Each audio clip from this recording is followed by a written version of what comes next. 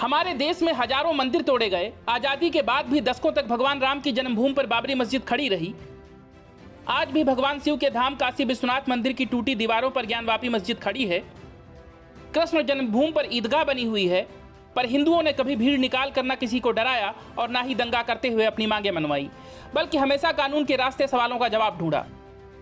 लेकिन इसी देश में कथित सेकुलर दलों ने एक ऐसी भीड़ खड़ी कर दी है जो किसी सच बात को लेकर भी हर वक्त लड़ाई झगड़े और लोगों को डराने के लिए तैयार रहती है और जमकर पत्थरबाजी भी करती है।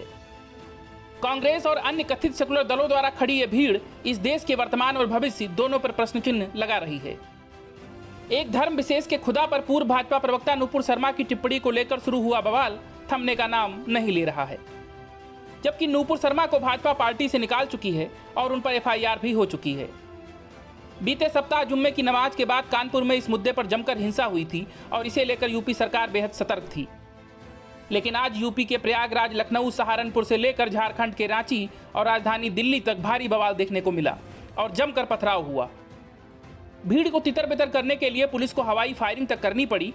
प्रदर्शन की पहली तस्वीर दिल्ली की जामा मस्जिद से सामने आई, जहां जुमे की नमाज के बाद बड़ी संख्या में लोग नारेबाजी करने लगे। इन लोगों के हाथों में नुपुर शर्मा और नवीन जिंदल की तस्वीरों वाले पोस्टर थे। इनकी मांग थी कि नुपुर शर्मा और जिंदल के खिलाफ कड़ी कार्रवाई होनी चाहिए। हालांकि मस्जिद के शाही इमाम ने इन प्रदर्शन से किसी भी तरह के संबंध से इनकार किया। दिल्ली के अलावा यूपी के सहारनपुर में बड़ी संख्या में लोग सड़कों पर उतरे और प्रयागराज में तो हालात जैसे कानपुर जैसे हो गए। बड़ी संख्या में सड़कों पर उतरे लोगों ने प्रयागराज में हिंसक प्रदर्शन किया और पथराव भी करने लगे। संकरी गलियों से रुक रुक कर पत्थरबाजी होती रही, यहां तक कि IG और DM भी इस पथराव में घायल हो गए। इसके अलावा लखनऊ, फिरोजाबाद और कानपुर जैसे शहरों में भी भारी बवाल देखने को मिला। यूपी के अलावा बंगाल के हावड़ा, झारखंड की राजधानी रांची में भी जमकर प्रदर्शन हुए। रांची में भी प्रदर्शनकारियों के हमले में कई पुलिसकर्मियों के जख्मी होने की खबर है। यही नहीं, गुजरात के अहमदाबाद जैसे शहरों में भी भारी भीड़ सड़क पर नजर आई। कोलकाता के पार्क सर्कस इलाके और हैदराबाद के चार मीनार में भी बड़ी संख्या में लोग सड़कों पर उतर आए। इसके अलावा कश्मीर के श्रीनगर में भी लोगों ने नुपुर शर्मा के खिलाफ कार्रवाई की मांग करते हुए प्रदर्शन किए। महाराष्ट्र के नवी मुंबई में तो बड़ी संख्या में महिलाएं भी सड़कों पर उतरी और नुपुर शर्मा के खिलाफ सख्त कार्रवाई की मांग की। यूपी में पहले से ही सख्ती थी और सुबह से ही ड्रोन से निगरानी की जा रही थी। वहां सड़कों पर बड़ी संख्या में पुलिस बल तैनात किया गया ताकि किसी तरह के उपद्रव को रोका जा सके, लेकिन इसके बाद भी सड़कों पर भारी बवाल देखने को मिला। इस बीच खबर है कि केंद्रीय गृह मंत्रालय की ओर से सभी राज्यों को पहले से अलर्ट जारी किया गया था कि जुमे पर प्रदर्शन हो सकते हैं।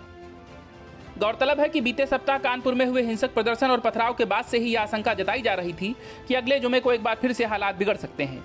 यह मामला अंतर्राष्ट्रीय स्तर पर भी चर्चा का विषय बना हुआ है। कतर, सऊदी अरब, ईरान, मलेशिया, बहरीन, UAE समेत कई इस्लामिक देशों ने इस मसले पर आपत्ति जाहिर की है। कई देशों ने तो भारत के राजदूत को भी इस पर तलब किया है। दरअसल सोशल मीडिया पर कुछ दिनों से एक पोस्टर तेजी से वायरल हो रहा था, जिसमें 10 जून को पैगंबर मोहम्मद पर टिप्पणी के विरोध में भारत बंद की बात कही जा रही थी। Bureau report, news of India.